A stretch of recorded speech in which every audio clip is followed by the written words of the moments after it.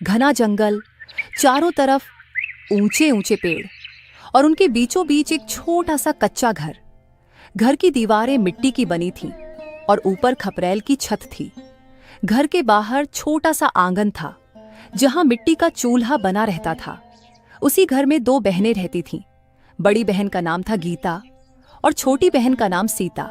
माता पिता कई साल पहले बीमारी में चल बसे थे। तब से यह घर और जीवन की सारी जिम्मेदारी गीता और सीता पर आ गई थी। बड़ी बहन गीता गंभीर स्वभाव की थी, काम में निपुण और समझदार, जबकि छोटी बहन सीता चंचल, मासूम और हंसमुख थी। उस शाम गीता काम से लौटी थी और सीता भी घर का काम लगभग समाप्त करके अपने दीदी की राह देख रही थी। गीता सिर पर लकड़ी का गट्ठर रखे आंगन में आई और बोली, देख सीता, आज का गट्ठर बड़ा भारी है। अब इसे कल सुबह गांव के बाजार ले जाकर बेचना पड़ेगा। आज की दाल तो तुझे ही बनानी पड़ेगी। दीदी, तुम हमेशा मुझे चूल्हे पर भेज देती हो, कभी तुम भी बनाओ ना। मैं भी लकड़ी उठाकर लाती हूँ तो तुम्हें भी कभी कभी चूल्हे पर बैठना चाहिए। अरे पगली, तू छोटी है, इसीलिए तुझे काम सीखना है। चूल्हा चौका, आटा पानी सब समझना होगा, वरना बाद में क्या करेगी। मैं तो चाहती हूँ कि तू सब जान ले। हाँ दीदी, मैं समझती हूँ, पर कभी कभी लगता है जैसे माँ हमारे साथ होती तो हमें यूँ मेहनत न करनी पड़ती। कितना अच्छा होता, माँ हंसते हुए हमें रोटी परोसती और बाबा चौपाल से लौटकर हमारे लिए कुछ खाने के लिए मिठाई लाते। अरे तू फिर क्या वही बातें लेके बैठ गई? सीता, भगवान ने माँ बाबा को हमसे छीन लिया, लेकिन हिम्मत भी दी है। ये जंगल हमारा साथी है। देख, जब पेड़ों की पत्तियां सरसराती हैं तो मुझे लगता है जैसे बाबा की आवाज आ रही हो, और जब चूल्हे की आंच में धुआं उठता है तो ऐसा लगता है जैसे अम्मा पास बैठी हैं। हम अकेली नहीं हैं। दीदी, तुम हमेशा मुझे समझा देती हो। सच कहूँ, तुम्हारे साथ रहते हुए मुझे डर कभी नहीं लगता। चाहे घर कितना भी छोटा हो, लेकिन अगर तुम पास हो तो यह घर मुझे किसी राजमहल जैसा लगता है। दोनों बहनों ने उस दिन देर तक बातें की। चूल्हे पर दाल पक रही थी और घर के बाहर जंगल का सन्नाटा गहराता जा रहा था। लेकिन उस छोटे से घर में बहनों की हंसी और उनके विश्वास से एक अलग ही उजाला फैला हुआ था।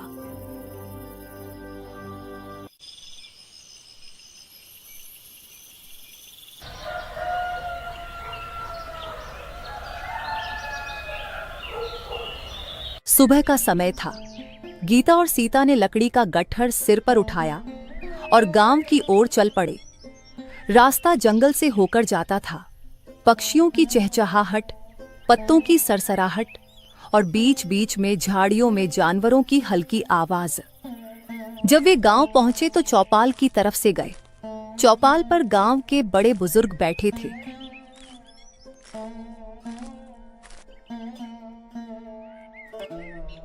अरे गीता, सीता, आज फिर इतनी लकड़ियां लेके आ गए। ये भारी गट्ठर तुम दोनों अकेले कैसे ढो लेती हो? जंगल में डर नहीं लगता? बाबा, डर तो कभी कभी लगता है, पर हमें भरोसा है कि भगवान हमारे साथ है और जंगल हमारे लिए माता पिता जैसा है। वही हमें सहारा देते हैं। हाँ बाबा, हमें पेड़ों से फल मिलते हैं, नदी से पानी मिलता है, लकड़ी मिलती है। जो कुछ मिलता है हम उसी से संतोष कर लेते हैं। हमें डर नहीं लगता। अभी हम चलते हैं बाबा, हमें देर हो जाएगी। इन सब लकड़ियों को बाजार में बेच के भी आना होगा। चल सीता। ये बोल के दोनों लकड़ियों का गट्ठर लिए बाजार की तरफ निकल जाते हैं।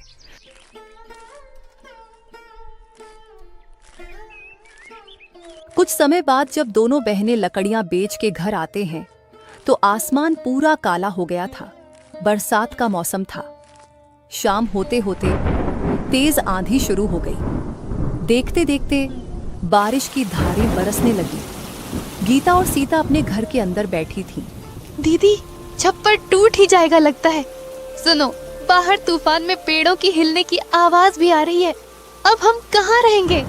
डर मत बहन, भगवान सब देख रहे हैं, और अगर घर टूट जाएगा तो हम फिर से बनाएंगे। हिम्मत रख, जब तक हम दोनों साथ हैं कोई संकट हमें तोड़ नहीं सकता। बारिश पूरी रात चलती रही। घर की दीवारें गीली हो गई लेकिन छप्पर को कुछ भी नहीं हुआ। बहनें रात की खाना खाकर कोने में एक दूसरे के पास बैठी रहीं। दीदी, मुझे डर लग रहा है। अगर दीवार भी भीग भीग के गिर गई तो हम कहाँ जाएंगे? डर मत सीता, याद रख, कठिनाइयां हमेशा नहीं रहती। यह रात भी बीत जाएगी। सुबह सूरज निकलेगा और हम फिर से अपने इस घर में माँ बाबा के यादों के साथ जीने लगेंगे। और तू देख, छप्पर भी नहीं टूटा, तूफान अब रुक गया है, बस थोड़ी सी बारिश हो रही है। गीता ने सीता को थोड़ी सी हिम्मत देके उसको चुप करा दिया था, लेकिन पूरी रात दोनों बहनों को अपने घर की चिंता सता रही थी।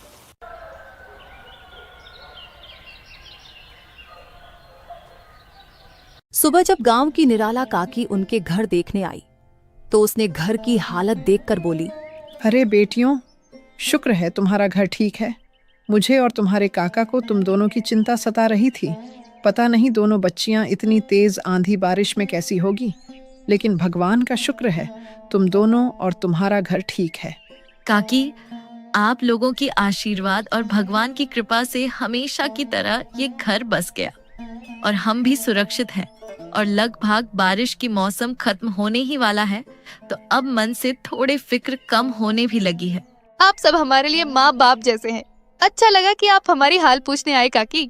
हमारा आशीर्वाद तो हमेशा रहेगा, लेकिन बेटी, हम तो कब से चाहते हैं कि तुम दोनों हमारे वहाँ आके रुको।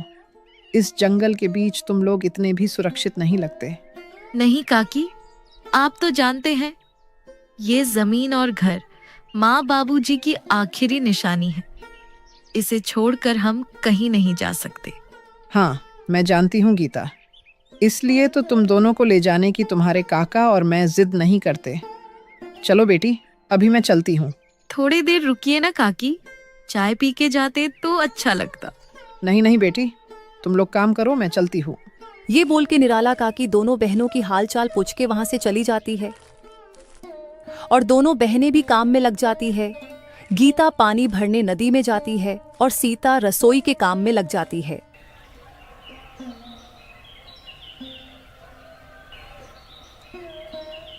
बरसात का मौसम थम चुका था।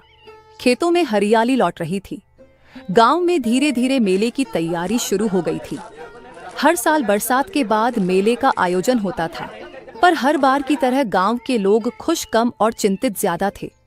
कारण था, गांव का जमींदार रामलाल और मुखिया हरछू दोनों आपस में मिले हुए थे और गरीबों से जबरन चंदा वसूलते थे। उस दिन सुबह गीता और सीता घर के आंगन में अनाज सुखा रही थीं। चूल्हे पर सीता दलिया चढ़ा चुकी थी। तभी दूर से जमींदार और मुखिया और जमींदार का आदमी दिखते हैं। दीदी देखो तो, ये तो जमींदार और मुखिया हैं। यहाँ क्यों आ रहे होंगे? शायद वही होगा जिसकी मुझे आशंका थी। मेला नजदीक है और अब ये लोग चंदा मांगने आए होंगे, लेकिन चंदा मांगना नहीं, जबरदस्ती ऐंठना कहो। कुछ ही देर में जमींदार रामलाल और मुखिया हरखू एक नौकर के साथ आंगन में आ पहुंचे। रामलाल के चेहरे पर घमंड साफ झलक रहा था और हरखू इतराता चला आ रहा था। ओ गीता, सीता, हम आए हैं, थोड़ा आवाज लगाओ, गांव का मेला आने वाला है। हर घर से चंदा लेना है, गरीब अमीर सबको देना पड़ेगा। गीता ने नम्रता से आकर हाथ जोड़ लिया। जमींदार बाबू, हम तो दो अनाथ बहनें हैं, जैसे तैसे जंगल से लकड़ी बेचकर गुजारा करते हैं। हमारे पास इतना बचता ही कहाँ है कि चंदा दे सके। माफ कीजिएगा। ये सुन के रामलाल का चेहरा तमतमा गया। अरे ओ, हमें बहाने मत सुना। मेला गांव की इज्जत है। अगर तुमने चंदा नहीं दिया तो कल तुम्हारा नाम चौपाल पर खराब कर दूंगा। सबको बता दूंगा कि तुम दोनों बहनें गांव के काम में साथ नहीं देती। पिछले साल भी वही किया था तुम दोनों ने, लेकिन हमने तुम्हारी बातें मान ली थी। सीता अब तक चुप थी, मगर रामलाल के मुंह से ये सब बात सुन के वह बात सह नहीं पाई। जमींदार बाबू, गांव की इज्जत हमसे ज्यादा कौन समझेगा? हम भी तो गांव की ही बच्चियां हैं, लेकिन जो पेट भरने लायक अनाज मुश्किल से जुटाता हो, उससे आप सोना चांदी की तरह चंदा चाहते हैं? यह तो अन्याय है। हरखू मुखिया तुरंत बीच में कूद पड़ा। चुप रह लड़की, ज्यादा जबान मत चला। गांव के सम्माननीय व्यक्ति से कोई ऐसे बात करते हैं क्या? हम मुखिया हैं इस गांव के। हमें पता है किसके घर में कितना है। तू मत समझ कि तेरी गरीबी हमें नहीं दिखती। गरीब को हमेशा चुप रहना चाहिए और जो हुक्म दिया जाए मान लेना चाहिए। गीता ने गहरी सांस ली और शांत स्वर में बोली, मुखिया जी, हम आपकी इज्जत करते हैं, लेकिन जबरदस्ती चंदा लेना सही नहीं है। मेला गांव वालों की खुशी के लिए होता है, न कि किसी की ताकत दिखाने के लिए। हम चाहें तो अपने हाथों से मेला सजाने का काम कर देंगे, लेकिन चंदा देना हमारे लिए असंभव है। रामलाल और हरखू दोनों उनकी अपमान करते हुए बोले, सुना ना हरखू, ये लड़कियां हमें उपदेश दे रही हैं। इन्हें लगता है कि इनकी बात मानकर हम चंदा छोड़ देंगे। देखो लड़कियों, जमींदार और मुखिया की बात कभी टाली नहीं जाती, वरना नतीजा अच्छा नहीं होता। उनके धमकी और अपमान को देख के सीता को गुस्सा आ जाता है और गुस्से में बोलती है, नतीजा चाहे जो हो, हम अपना पेट काटकर आपका लालच पूरा नहीं कर सकते। आप बड़े हैं, आपसे झगड़ा नहीं करेंगे, लेकिन सच यही है कि गांव वालों के चंदे का हिस्सा मेले से ज्यादा आप लोगों के पेट में जाता है। आंगन में सन्नाटा छा गया। जमींदार और मुखिया को उनके इल्जाम लगाने पर बहुत गुस्सा आया और हरखू ने गुस्से में बोला, रामलाल जी, छोड़िए इन्हें। चलिए चौपाल पर इनका नाम चढ़ाते हैं और इनको मेले में प्रवेश करने से पाबंदी लगा देंगे। फिर देखेंगे गांव के लोग इनसे कैसा व्यवहार करते हैं। रामलाल ने ठंडी सांस लेकर कहा, ठीक है, हम अभी चलते हैं, लेकिन याद रखना लड़कियों, जमींदार की बात टालना आसान नहीं। आज नहीं तो कल तुम्हें हिसाब चुकाना ही होगा। इतना कहकर दोनों और उनका नौकर चले गए। गीता और सीता देर तक खामोश खड़ी रहीं। हवा में अजीब सा बोझिलपन था। दीदी, अब क्या होगा? अगर उन्होंने चौपाल पर हमारा नाम खराब कर दिया तो गांव वाले भी हमें ताने देंगे। हम तो पहले ही अनाथ हैं, सबके सामने और अपमानित होना पड़ेगा। डर मत बहन, सच का रास्ता हमेशा कठिन होता है, लेकिन हमें झुकना नहीं चाहिए। अगर हम आज हार गए तो कल यह जमींदार और मुखिया हम गरीब पर और जुल्म करेंगे। हमें डट कर खड़ा होना होगा। सीता ने अपनी दीदी की आंखों में देखा। वहां डर नहीं, बल्कि आग की तरह चमकता हुआ साहस था। उसने सिर हिलाया और बोली, हाँ दीदी, अब चाहे पूरा गांव हमें गलत समझे, पर हम सच से पीछे नहीं हटेंगे।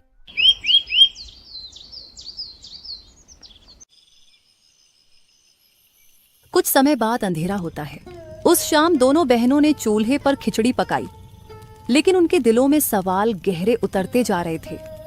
क्या सचमुच अब पूरा गांव उनके खिलाफ हो जाएगा, या फिर गांव वाले उनकी सच्चाई को समझेंगे?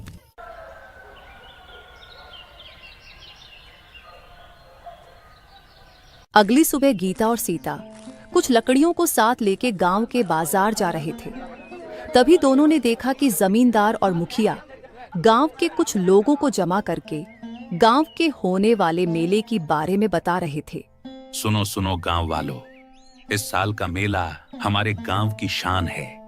हर घर से चंदा लिया जाएगा और कोई बहाना नहीं चलेगा। चाहे गरीब हो या अमीर, सबको देना पड़ेगा। हाँ, और जिसने चंदा देने से इनकार किया उसका नाम गांव में बदनाम किया जाएगा। उसकी जमीन जायदाद पर भी बुरा असर पड़ेगा। याद रखो, मेरा हुक्म टल नहीं सकता। लोग चौपाल पर सहमे सहमे खड़े थे। कुछ ने डर के मारे तुरंत पैसे दे दिए थे, कुछ चुपचाप सिर झुकाकर खड़े रहे। तभी मुखिया की नजर गीता और सीता पर पड़ी। अरे देखो तो, ये दोनों बहनें भी खड़ी हैं। इनका घर तो जंगल के किनारे है, खेती भी है, पर मेले में चंदा नहीं दे सकते। गांव से दूर हो ही, अब समाज से भी दूर हो जाओगी। दीदी, हमारे पास तो बस लकड़ी बेचकर जो मिलता है वही होता है। अब ये लोग चंदा मांग रहे हैं, हम कहाँ से देंगे? चुप रह सीता, सब सुन रहे हैं। पहले हम इनसे बात करते हैं। हमारी मजबूरी सबके सामने आएगी, तभी लोग हमारे साथ होंगे। गीता आगे बढ़ी और मुखिया के सामने हाथ जोड़कर बोली,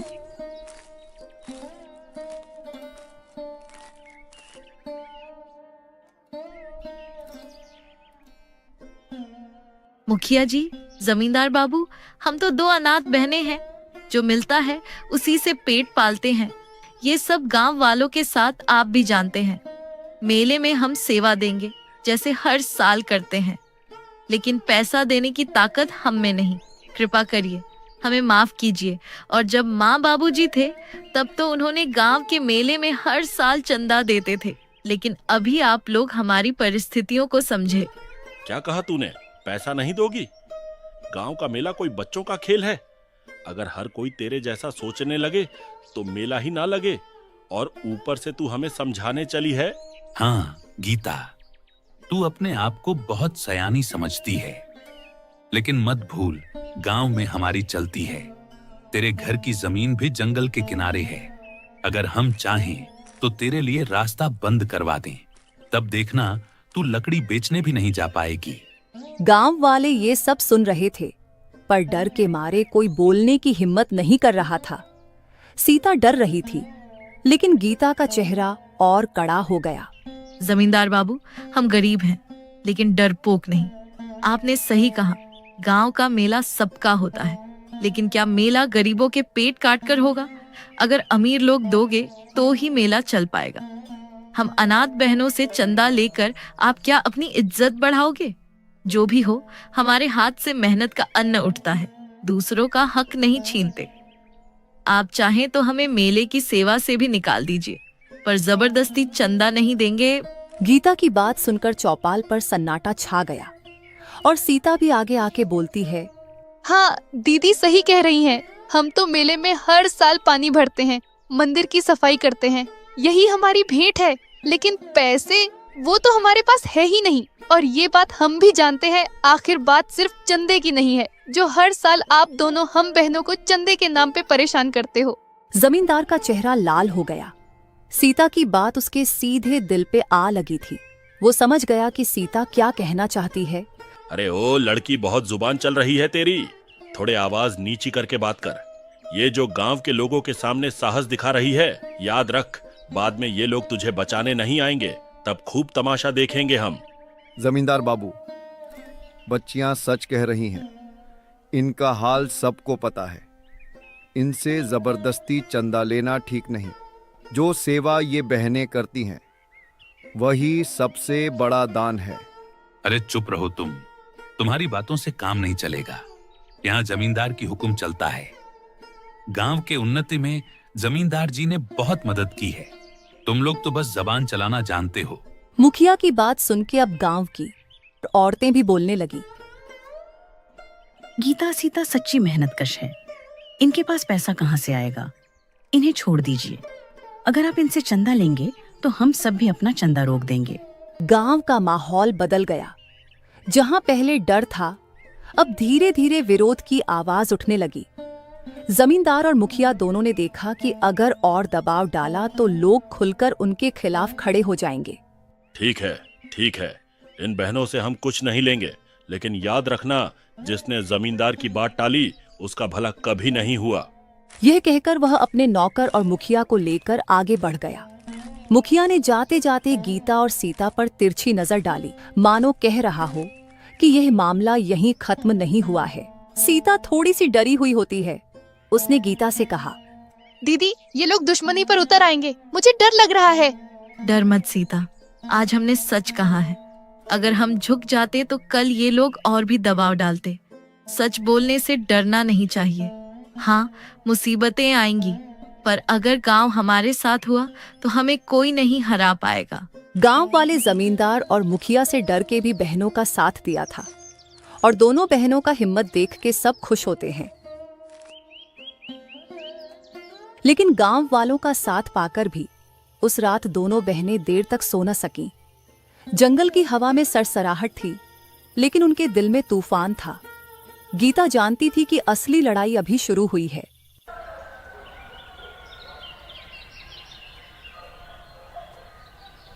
अगली सुबह दोनों बहनें चिंतित अवस्था में एक दूसरे से बात करते हैं। दोनों डरी हुई थी। दीदी रात को आंखें बंद करूं तो वही छवि आ जाती है, मुखिया की ठसक और जमींदार की आंखों की चुभन। वे जाते जाते कुछ कह रहे थे। ऐसा लगा जैसे उनकी साजिश हमारी जमीन से जुड़ी हुई है। मैं सो नहीं पा रही। मैं भी नहीं सीता, तू ठीक बोली। वे शांत नहीं बैठेंगे। उनकी नजरों में सिर्फ फायदा है। हमारे माँ बाप ने जो मेहनत की वही उन्हें सही नहीं बैठ रही। यहाँ जमींदार के घर कमरे में उसका एक नौकर और मुखिया बैठा हुआ है। हम कितने समय से उनके जमीन पर नजर डाले हुए हैं। जब दोनों लड़कियों के पिता थे तब गया था मैं एक दिन उससे वो जमीन खरीदने, लेकिन उसने मुझे बेइज्जत करके भेज दिया था। आज भी नहीं भुला पाता हूँ और उसी को कल उनके बेटियों ने दोहराया है। मुझे अब उनकी वो जमीन लेके उनसे बदला लेना ही होगा। हमारा फायदा भी तो है। अगर गीता सीता की जमीन हमारे हाथ में आई तो हम वहां आपके नशीली पदार्थ की व्यापार को बढ़ा भी तो सकेंगे। अरे वही तो मैं कब से चाहता हूँ, लेकिन हो नहीं पा रहा। मेरे व्यापार के लिए वो जगह एकदम सही है। अब हमें ये मेले के नाम पे ही उन्हें वहां से खदेड़ने का मौका मिला है, और अगर गांव वाले भी उनके तरफ से बोले तो सबके सामने दोनों बहनों को कुछ पैसे देके उस जमीन से निकाल फेंकेंगे। यही सब बात करके सब ये योजना बनाकर दोपहर को ही बहनों के घर मुखिया और जमींदार अपने नौकर के साथ आते हैं। अब तुम्हें तुम्हारी बातों की सजा मिलेगा।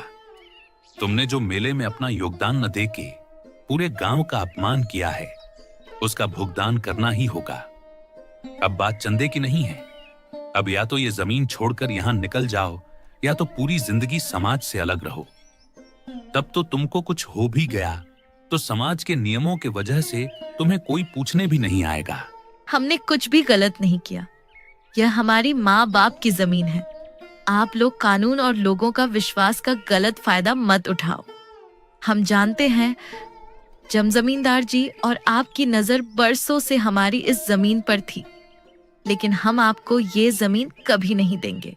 तो इसमें गलत ही क्या है? वैसे भी तुम दोनों इस जमीन का करोगे क्या? आखिर में दोनों को लकड़ियां ही तो बेचने जाना है। इससे अच्छा जमीन हमें दे के निकल जाओ कहीं, और हम तुमको पैसे भी दे देंगे। हमें पैसों की जरूरत नहीं है। हम ये माँ बाबूजी की संपत्ति कभी नहीं छोड़ेंगे।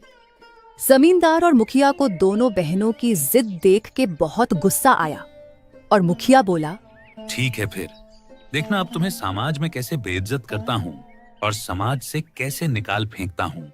फिर देखूंगा तुम लोग कैसे और कहाँ लकड़ियां बेच के घर चलाते हो। ये बोल के सब वहां से गुस्से से निकल गए। दोनों बहनों को ये सुन के बहुत डर लगता है और दोनों चिंतित होके गांव के रामधन काका के पास जाते हैं, जो कि उन्हें अपनी बेटी की तरह मानते थे। बेटियों, क्या हुआ? तुम दोनों थोड़े चिंतित लग रहे हो। काका, वे लोग जमींदार और मुखिया, वे हमारी जमीन पर नजर डाल रहे हैं। आज वे लोग हमें धमका कर गए और इसीलिए हम डरे हुए हैं। इन्हें डर दिखाकर लोगों की जायदाद हथियाना कोई नई बात नहीं, पर डरने की कोई बात नहीं है। तुम लोगों के पास तो जमीन के कागजात है ही, तो कागज संभाले रखना। मैंने पहले ही कहा था कि तुम्हें हमारे साथ रहना चाहिए। तुम्हें वहां अकेले छोड़ना सही नहीं है। मैं जानता हूँ ये दोनों वो घर कभी नहीं छोड़ के आएंगे। वहां उनकी यादें हैं। ये दोनों भी अपने पिता जैसे ही हैं। लेकिन बेटियों, तुम लोग चिंता मत करो। मैं अभी ठाकुर हरि प्रताप के पास जाऊंगा और सब बताऊंगा। उनकी कई गांव में चलती है, उनसे ऊपर कोई नहीं है। हमारे गांव के मुखिया चुनना भी उनके ही हाथ में होता है। काका, क्या ठाकुर जी हमारा साथ देंगे? चिंता मत करो, ठाकुर जी सच्चे लोगों की हमेशा मदद करते हैं। मैं अभी ठाकुर जी को बताकर आता हूँ और तुम्हें डरने की जरूरत नहीं। थोड़े समय बाद रामधन काका ठाकुर हरिप्रताप के पास आता है। ठाकुर बड़े सख्त पर न्यायप्रिय किस्म के थे। रामधन काका सब कहानी ठाकुर को विस्तार से बताते हैं। ठाकुर साहब, दोनों बहनें अनाथ हैं। उनकी माँ बाप ने वर्षों पहले इस जमीन पर मेहनत की। अब जमींदार और मुखिया उसे छीनना चाहते हैं।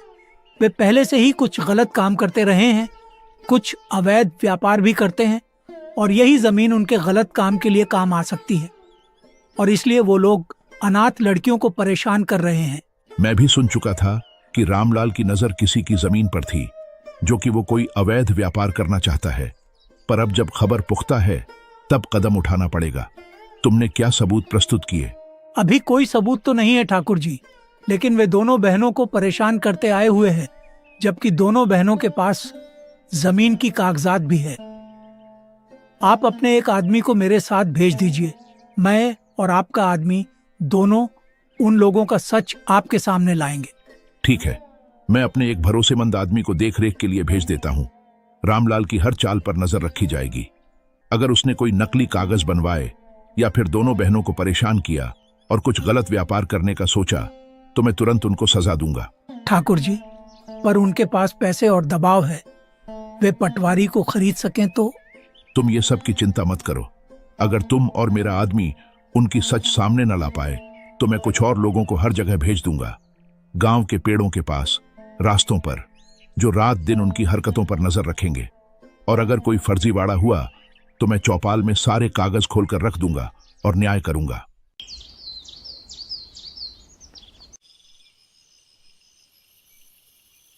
उसी रात रामधन काका और ठाकुर की आदमी ने जमींदार और मुखिया की निगरानी करते हुए सुना कि अरे मुखिया, अब मुझसे ये सब सहा नहीं जा रहा। मेरा बहुत नुकसान हो रहा है। मुझे जल्दी से उन दोनों लड़कियों की जमीन लेनी होगी और व्यापार शुरू करना होगा। हाँ, सब्र तो मुझसे भी नहीं हो रहा, लेकिन क्या करूं, दोनों लड़कियां बहुत जिद्दी है, नहीं मानेगी। कैसे नहीं मानेंगे? उनको उनकी ही भाषा में समझाना होगा। दोनों को आज रात ही जाके निकाल फेंकते हैं। बहुत मुंह चलता है उनका। अब हम हाथ चलाएंगे, फिर देखता हूँ डर के मारे अपनी जमीन कैसे नहीं देते हैं। तभी रामधन और ठाकुर का आदमी उनके सामने आते हैं और उनसे गुस्से में बोलते हैं, हम भी देखते हैं कैसे क्या कर लेते हो। बच्चियों को अकेला समझा है क्या? ये देखो ठाकुर, हरि प्रताप जी का आदमी। अब तुम दोनों की खैर नहीं, अब तो तुम लोगों की सच्चाई सबको पता चलेगा। मेले के नाम पे क्या क्या गलत योजना बनाते हो, अकेली लड़कियों को परेशान करते हो। ये बोल के रामधन और ठाकुर का आदमी तुरंत ठाकुर को सूचना देने जाता है और यहाँ जमींदार और मुखिया की चेहरे का रंग उड़ जाता है, जैसे उन्हें एक झटका लग गया था। एक पल में दोनों की सब योजना खत्म हो गई थी। रामधन काका और ठाकुर की आदमी ने ठाकुर को सब बताया और तब ठाकुर को बहुत गुस्सा आया। ठीक है, अब मैं समय तय कर रहा हूं। कल चौपाल में मैं सब खोल दूंगा। सारे लोगों को यहीं लेके आ जाना। मैं तो पहले से उनके कर्मों को भांप रहा था, लेकिन मेरे पास कोई सबूत नहीं था। लेकिन अब मेरे खुद के आदमी ने ही सब देखा और सुना है, तो अब उनको मैं नहीं छोड़ूंगा। उनको सबके सामने धमकाकर उनकी सच्चाई सबके सामने बाहर लाऊंगा।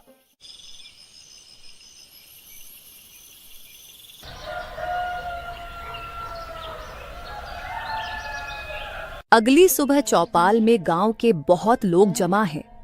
जमींदार और मुखिया को भी बुलाया जाता है। दोनों डर और शर्म के मारे सिर झुकाए हुए थे।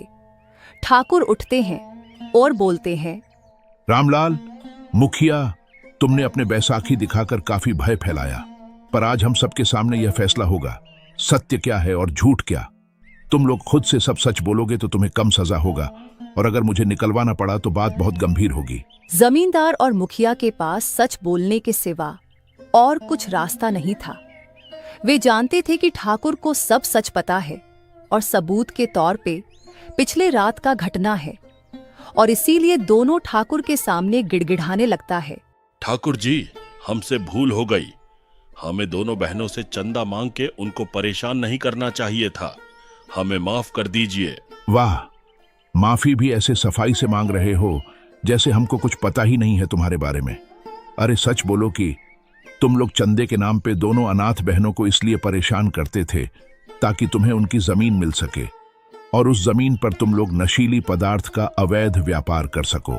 ये सुन के मुखिया और जमींदार सबके सामने बहुत शर्मिंदा होता है और अपना सिर झुका लेते हैं। अब ये शर्म से सिर झुकाकर खड़े रहने का कोई फायदा नहीं है। जल्दी से सबसे माफी मांगो और दोनों बहनों से हाथ जोड़ के माफी मांगो। और तो और मुखिया, तुमको अब से गांव के मुखिया पद से निकाला जाता है, और जमींदार रामलाल, तुमको सजा के तौर पर गांव के मेले के लिए सब गांव वालों की चंदा तुमको देना होगा। ऐसा मत कीजिए ठाकुर जी, मैं अब से ये गलती दोबारा नहीं करूंगा। आप मुझे मुखिया पद से मत निकालिए। हाँ ठाकुर जी, मैं भी पूरे मेले का खर्चा नहीं उठा पाऊंगा। ऐसे तो मैं बर्बाद हो जाऊंगा। हम आगे से ये गलती नहीं करेंगे। हम पे दया कीजिए। ये सब मैं नहीं जानता। बहुत हो चुका तुम लोगों की मनमानी। अब तुमको कोई भी दूसरा मौका नहीं मिलेगा। मैं तो तुम दोनों की हरकतों को बहुत पहले से देख रहा था, लेकिन अब तुम्हारे गलतियों को नजरअंदाज नहीं किया जाएगा। ठाकुर उनकी एक नहीं सुनता और दोनों को सजा के तौर पर ठाकुर ने सबके सामने दोनों को बहनों के सामने माफी मंगवाई और हरखू को मुखिया पद से बहिष्कार किया और जमींदार को मेले का खर्चा अकेला उठाने को दिया। और मुखिया और जमींदार भी ठाकुर की बात टाल नहीं सके और ना चाहकर भी बात माननी पड़ी। कुछ समय बाद गांव के सब लोगों के अपने अपने घर जाने के बाद दोनों बहनें ठाकुर को शुक्रिया अदा करने लगते हैं। ठाकुर जी, आपने आज हमको सिर्फ न्याय नहीं दी, बल्कि आपने हमारी जिंदगी बचाई है। आप बहुत दयालु और न्यायप्रिय हैं। हाँ, दीदी ने सच कहा है। आपने आज हम दोनों बहनों का उद्धार किया है। आप नहीं होते तो ये दोनों जमींदार और मुखिया हमको हर साल परेशान करते रहते। अरे, इसमें धन्यवाद की कोई जरूरत नहीं है। ये सब मेरा काम है। बहुत से गांव मुझे मानते हैं और इसी मान को रखने के लिए मैं हमेशा सबकी मदद करता हूँ। और अगर धन्यवाद देना ही है तो अपने रामधन काका को दो। इन्हीं को तुम दोनों को न्याय दिलाने का श्रेय जाता है। ये तो हमारा सौभाग्य है कि हमें इनके जैसा काका मिला है। भले ही खून का रिश्ता न हो, फिर भी इन्होंने खून के रिश्तों से हमेशा ज्यादा निभाया है। आपका बहुत बहुत शुक्रिया काका। आपका शुक्रिया काका। आप हमेशा हम पर अपना प्यार और आशीर्वाद बनाए रखना। अरे अरे, ये क्या बोल रहे हो तुम दोनों? भला अपनों से क्या ही शुक्रिया कहना। और वैसे भी मेरा और तुम्हारी काकी का आशीर्वाद और प्यार तुम दोनों पर हमेशा से था और रहेगा। बस ये शुक्रिया बोल के शर्मिंदा मत करो। यही सब बात करके सबके चेहरे पर हंसी आ जाती है और सब हंसी खुशी घर चले जाते हैं। घर पहुंचकर दोनों बहनें राहत की सांस लेते हैं और अपनी माँ बाबूजी की जमीन, घर और यादों को सही सलामत है ये सोच के दोनों की मन में शांति आता है। देख बहन, मैंने बोला था ना कि सच का रास्ता कठिन होता है लेकिन हमेशा अच्छा होता है। हम हमेशा माँ बाबूजी की दिखाई सच के राह पर चलते आए हैं, इसीलिए आज भगवान ने हमारी लाज और ये घर दोनों बचा लिया। पता नहीं आगे क्या क्या कठिनाई आएगी, लेकिन हमें ऐसे ही डट कर सामना करना होगा। हाँ दीदी, आप हमेशा से सही होती है और आज तो हमें माँ बाबूजी भी देख के खुश हो रहे होंगे, हम पे गर्व कर रहे होंगे। सही कहा बहन, माँ बाबूजी जहाँ है वहाँ से हमें देख के खुश हो रहे होंगे। यही सब संघर्षों को झेलने के बाद और दोनों के एक दूसरे के साथ देने से अब उनके जीवन में कठिनाई कम हो रही थी और दोनों की गांव में सम्मान बरकरार रहती है।